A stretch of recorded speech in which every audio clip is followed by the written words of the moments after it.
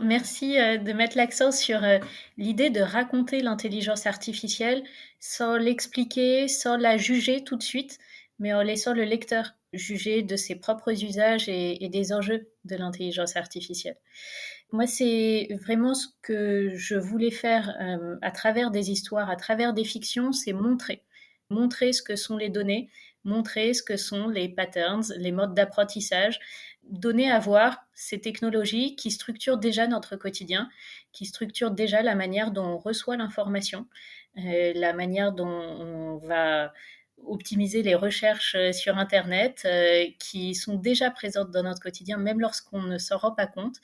Et donc mon premier but, c'était de les montrer. Et dans un deuxième temps, de pouvoir discuter des enjeux. Et les enjeux sont tellement variés, prennent des formes tellement différentes que je voulais aussi varier les formats. Donc dans Fantasia, il va y avoir des brèves, il va y avoir des fables, il va y avoir des dialogues, toujours avec cette idée de montrer la diversité, évidemment sans être exhaustif, mais montrer toute l'ambiguïté d'un sujet qui n'est jamais tout blanc ou tout noir, pouvoir en montrer les nuances à travers un dialogue où les personnages évoluent, se répondent et débattent. Je vous ai aussi entendu dire dans un autre podcast que votre livre s'adresse à celles et ceux qui pensent que l'IA ne les concerne pas. C'est-à-dire? Bah parce que souvent en conférence, je vais demander